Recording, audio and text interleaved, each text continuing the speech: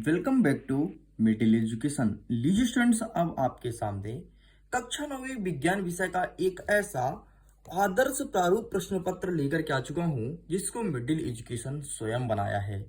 आपके सामने 3 से 4 सेटों में मैं आदर्श प्रारूप प्रश्न पत्र प्रेजेंट करूंगा। अगर आप इन सभी को पढ़ के जाते हैं, डेफिनेटली एग्जाम में अच्छा स्कोर गेन करेंगे, क्योंकि मैं जो मॉडल क्वेश्चन पेपर बनाता हूं उन्हीं में से क्वेश्चंस एग्जाम में आते हैं। आपने पिछले पेपर में भी देखा होगा। एंड अंतिम पेपर है, प्रिपरेशन बहुत अच्छे से करना। आदर्श प्रारूप प्रश्न पत्र के साथ साथ हम आपके सामने मोस्ट आईएमपी क्वेश्चंस भी बताते हैं, आसान भाषा में समझाते हैं ताकि आपको अच्छे से याद हो जाए और एग्जाम में बेहतरीन स्कोर गेन कर सकें। आप मिडिल एजुकेशन साथ बने रहिएगा, आसान भाषा में एक एक चीज समझाएगा, पढ़ाएगा, एग्जाम में टॉप भी कराएगा। जैसे कि आप देख सकते हैं, आपका क्वेश्चन पेपर कुछ इस प्रकार से रहेगा एंड यह एक मॉडल प्रश्न पत्र है। देखिए, यहाँ पे लिखा है सभी प्रश्नों को हल करना अनिवार्य है। 1 से 5 तक आपको मल्टीपल चॉइस क्वेश्चन देखने को मिलेगा एंड 6 से 16 तक 2 अंकीय, 17 से 19 तक 3 अंकीय एंड 20 से लेकर के 22 तक 4 अंकीय प्रश्न देखने को मिलेगा।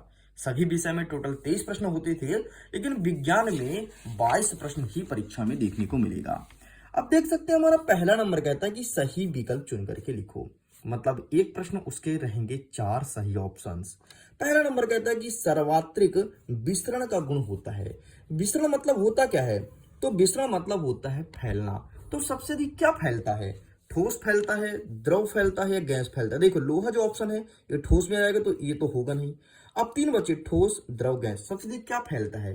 भाई ये ठोस है, ये कटर है, ये कटर ठोस है, तो ठोस तो नहीं फैलता ना। मैं जहां पे रखा हूं वहीं पर रखा है। अगर यहां पर मैं पानी रखता तो पानी भाव होता, वो भी बहता। लेकिन अगर पानी के साथ तो मैं गैस रखता तो गैस ज्यादा तीव्र गति से बहता। इसका अच्छा एग्जाम्पल है, जब आप भगवान में अगरबत्ती या फिर आप धूप बत्ती लगाते हैं तो देखते हैं कुछ ही सेकंडों में पूरे कमरे में उसकी महक फैल जाती है। मतलब सर्वाधिक विसरण का गुण होता है गैस में, इसलिए आपको गैस यहाँ पे लिखना है। नेक्स्ट कहता है मोमबत्ती का जलना क्या है? एक केवल आपको भौतिक परिवर्तन है, रासायनिक परिवर्तन है, आकारीय परिवर्तन है, उपरोक्त में से कोई नहीं। बहुत सारे स्टूडेंट्स हो सकता है बोले कि सर आकारीय परिवर्तन है, क्योंकि मोमबत्ती पहले बड़ा होता है फिर जल करके छोटा हो जाता है, मतलब आकार में परिवर्तन आता है।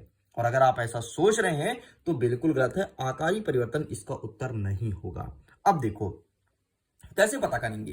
देखो, जब किसी चीज में केमिकल रिएक्शन के साथ बदलाव होता है वो हमेशा रासायनिक परिवर्तन कहलाता है। लेकिन जब किसी चीज में केमिकल रिएक्शन ना हो, कोई रिएक्शन ना हो, ऑटोमेटिक रखा रखा बदल जाए, उसे कहेंगे भौतिक परिवर्तन। जैसे आप देखोगे बर्फ का पिघलना, बर्फ को पिघालने के लिए आप कुछ नहीं करते हो, सिंपल सा बर्फ को रखते हो तो बर्फ तुम्हारा पिघल के पानी बन जाता है, वो तो भौतिक परिवर्तन है। लेकिन मोमबत्ती तुम्हारा रखा रखा नहीं पिघलता है, रखा रखा नहीं जलता है। मोमबत्ती में आप माचिस के थ्रू आग जलाते हैं तब जाकर के वो पिघलता है। तो यह आपका एक रासायनिक परिवर्तन, ध्यान रखना, एग्जाम पॉइंट ऑफ व्यू से बहुत ज्यादा इंपॉर्टेंट है। प्रीवियस ईयर में भी कई बार पूछा जा चुका है। नेक्स्ट कहता है कि पादप कोश का भित्ति निर्मित होती है।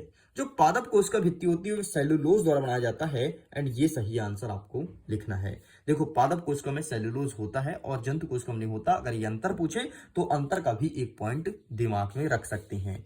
चौथा नंबर कहता है कि तांत्रिक ऊतक की कार्यात्मक इकाई क्या होती है? तो इसका सही आंसर आपको न्यूरॉन लिखना है। देखो, तंत्रिक ऊतक मतलब जिसके थ्रू आप शरीर का काम करवाते हैं। देखो, अगर तंत्रिक ऊतक हमारे पास नहीं होता, एक्टिव नहीं होता, तो हम निष्क्रिय और एक पागल इंसान की तरह होते हैं। जैसे मैं यहाँ पर पेन चला रहा हूँ, पेंसिल हिला रहा हूँ, देखो ऐसे, ये सब तंत्रिक ऊतक की वजह से ही संभव है। एंड इसकी कार्यात्मक इकाई मतलब कार्य करने की इकाई न्यूरॉन ही करती है। इस चीज को ध्यान रखिएगा। आगे बढ़ते हैं, सदिश राशि कौन सा है? एग्जाम में हमेशा पूछता है कि अदिश और सदिश राशि कौन सा है। हमारे यहाँ पर ऑप्शन दिया है वेग, विस्थापन, त्वरण, या सभी। तो यहाँ पर आपको लगाना है उपरोक्त सभी। ये जितने भी 4 के चारों ऑप्शन है सभी सदिश राशि है, इसमें से कोई अदिश राशि नहीं है। सदिश राशि का परिभाषा होता है कि दिशा सहित, जिसमें दिशा भी हो, मतलब परिणाम के साथ साथ दिशा बताए, उसे सदिश राशि कहते हैं। इस चीज को ध्यान रखिएगा। आगे बढ़ते हैं, छठवां नंबर, किसी बल द्वारा किया गया कार्य क्या हो सकता है? अगर हम बल द्वारा कोई कार्य करते हैं तो वह हमेशा धनात्मक होगा कभी ऋणात्मक नहीं होगा। जैसे ये देखो, ये है हमारा कटर, कटर को हमने बल लगाया और बल द्वारा ये हमने खिसका दिया, एक इसमें धनात्मक कार्य होगा। ठीक है, कार्य कभी ऋणात्मक नहीं होता, इस चीज को ध्यान रखिएगा, कुछ भी करते हैं हमेशा धनात्मक होता है। यही सब क्वेश्चंस इंग्लिश में अवेलेबल है। Choose the correct option and right, देख सकते हैं अगर आप इंग्लिश मीडियम के स्टूडेंट हैं तो। पहला नंबर कहता है the substance with highest diffusion property is, तो यहां पर आपको लगाना है gas, is correct answer. The burning of coal is, ठीक है, तो यहां पर आपको क्या लगाना है, ओनली केमिकल चेंज। एंड इसी प्रकार से इंग्लिश में क्वेश्चंस अवेलेबल है। अगर आप इंग्लिश मीडियम के प्रिय विद्यार्थी हैं तो प्लीज इंग्लिश में भी कवर कर लीजिएगा। चलिए आगे बढ़ते हैं, अब हम कवर करते हैं रिक्त स्थान की पूर्ति कीजिए। पहला नंबर कहता है कार्य बराबर क्या होता है, कार्य का सिंपल सा डेफिनेशन कार्य का सिंपल सा समीकरण सूत्र पूछा है, तो कार्य बराबर बड़गुणे विस्थापन। तो यहां पर सिंपल सा आपको क्या लिखना है, विस्थापन। मैं यहां पर लिख देता हूं, ये रहा विस्थापन। नेक्स्ट कहता है ध्वनि तरंगे डैश डैश होती है, तो ध्वनि तरंगे जो होती है वो हमेशा अनुदैर्ध्य तरंगे होती है, तो यहां पर आपको अनुदैर्ध्य लिख देना है। सर्वाधिक गुरुत्वाकर्षण नियतांक का मान क्या होगा, तो सब जगह गुरुत्वाकर्षण का मान होता है 1.67 इंटू 10⁻11, ये होता है सर्वाधिक गुरुत्वाकर्षण का नियतांक। नेक्स्ट चौथा नंबर कहता है संवेग परिवर्तन की दर डैश डैश के अनुक्रमानुपाती होती है, तो इसका आंसर आपको कमेंट सेक्शन में लिख करके देना है। इस बार मैं एक नहीं बल्कि 2 प्रश्न का उत्तर दूंगा, आपको चौथा नंबर और 5वां नंबर कमेंट सेक्शन में लिख करके देना है। वैसे तो बहुत सारे स्टूडेंट्स आंसर अटेंड करेंगे मुझे पता है, लेकिन अब आपकी जवाबदारी है कि सबसे पहले उत्तर कौन देता है। अगर आप मिडिल एजुकेशन के रेगुलर स्टूडेंट हैं और फेवरेट स्टूडेंट हैं तो सबसे पहले आंसर आप दीजिएगा। जो स्टूडेंट सबसे पहले और सटीक और सही आंसर देगा उसको मैं दूंगा अपना हार्ट, मतलब उसके कमेंट को करूंगा लव लाइक। नेक्स्ट कहता है इलेक्ट्रॉन पर कौन सा आवेश होता है, तो बच्चे को पता है कि इलेक्ट्रॉन पर ऋण आवेश होता है, क्योंकि प्रोटॉन पर धन आवेश होता है और न्यूट्रॉन पर कोई आवेश नहीं होता। इस चीज को ध्यान रखिएगा, ऐसा स्ट्रक्चर बनता है देखो हमेशा। बीच में जो होता है उसे कहते हैं प्रोटॉन और न्यूट्रॉन, और बाहर जो चक्का लगाते हैं उसे कहते हैं इलेक्ट्रॉन। इलेक्ट्रॉन हमेशा ऋण आवेश होता है, इसलिए इलेक्ट्रॉन को ई के साथ फिर माइनस का चिन्ह लगाते हैं, इस चीज को ध्यान रखिएगा। प्रोटॉन हमेशा धन आवेश होता है, और न्यूट्रॉन मतलब न्यूट्रल, ये हमेशा उदासीन होता है, इसमें कोई भी आवेश नहीं होता है। यही सब क्वेश्चन इंग्लिश में अवेलेबल है। अगर आप इंग्लिश मीडियम के स्टूडेंट हैं तो इसका फायदा उठा सकते हैं। आगे बढ़ते हैं, प्रश्न क्रमांक 3 कह रहा है सही जोड़ी मिलाइए। अत्यधिक संपीड़न, ब्रोमीन, घेंघा रोग, प्लास्टिड, फ्लोएम और औसत वेग। अब देखिए, सही जोड़ी लगाने का एक बेस्ट तरीका यही होता है कि आपसे पहले जो जो बनता है उसे अटेंड कीजिए, जो नहीं बनता उसका आंसर ऑटोमेटिक आएगा, आप स्वयं देखना। सपोज करो कि हमसे ये नहीं बनता, अत्यधिक संपीड़ित है। ब्रोमीन पता है तो ब्रोमीन एक अधातु है, तो ये हो जाएगा दूसरे नंबर का उत्तर, ठीक है। नेक्स्ट बता है घेंघा रोग, घेंघा रोग क्यों होता है, आयोडीन की कमी से, ये हो जाएगा तीसरे नंबर का उत्तर, ठीक है। पहला मेरे से नहीं बना है। चलिए आगे बढ़ते हैं, प्लास्टिड मेरे से नहीं बनता, इसे ही छोड़ दो। नेक्स्ट बचा आपका फ्लोएम होता है प्रकाश संश्लेषण क्रिया द्वारा, तो यहां पर सिंपल सा आपको प्रकाश संश्लेषण क्रिया लिख देना है, ठीक है। तो यहां पर हमने 5वां कर दिया।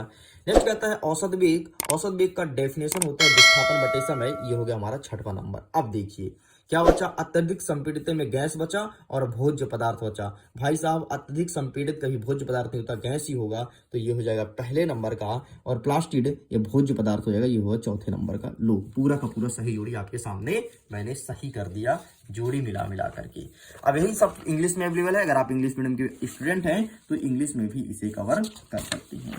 चलिए पेज पलटते हैं, आगे बढ़ते हैं। नेक्स्ट क्वेश्चन, नेक्स्ट अब कहता है कि एक वाक्य में उत्तर दीजिए, लेकिन यहां पर भी 5वां नंबर कहता है एक वाक्य में उत्तर दीजिए, लेकिन जब हमने इसका आंसर फाइंड किया तो यहां पर इन्होंने गलत लिख दिया। इन्होंने मतलब मिडिल एजुकेशन ने, यहां पर होना चाहिए आपका सत्य असत्य बताइए, ठीक है। तो छोटी सी गलतियां हैं तो ध्यान दीजिएगा, सत्य असत्य लिखिए, ठीक है। अब देखो, गैसीय अवस्था में कणों की गति अनियमित और अत्यधिक तीव्र होती है, बिल्कुल सत्य है। अगर कोई चीज गैसीय अवस्था में है तो उसके कणों की गति अनियमित होगी, मतलब कहीं भी भग सकती है और बहुत तीव्र गति से होगी, इसीलिए अगरबत्ती का महक घर में बहुत जल्दी फैलता है। नेक्स्ट कहता है मिश्रण में एक से अधिक पदार्थ निश्चित अनुपात में मिलाए होते हैं। देखो भाई साहब, एक होता है यौगिक, दूसरा होता है मिश्रण। यौगिक में अनिश्चित अनुपात में मिलाते हैं, लेकिन मिश्रण में कोई पदार्थ को निश्चित अनुपात में मिलाते हैं, बिल्कुल ये बात सही कही गई है। नेक्स्ट देखना, तीसरे नंबर का उत्तर आप सब गलत देंगे। थॉमस ने न्यूट्रॉन की खोज ना की थी। भाई साहब जल्दी जल्दी स्टूडेंट क्या पढ़ता है, थॉमस ने न्यूट्रॉन की खोज की थी, है ना को छोड़ देता है, खोज की थी तो तुरंत एकदम असत्य लगाएंगे, लेकिन यहाँ पर लगा है क्या, ना, तो यहाँ पर आपका सत्य हो जाएगा, ध्यान दीजिएगा, है ना।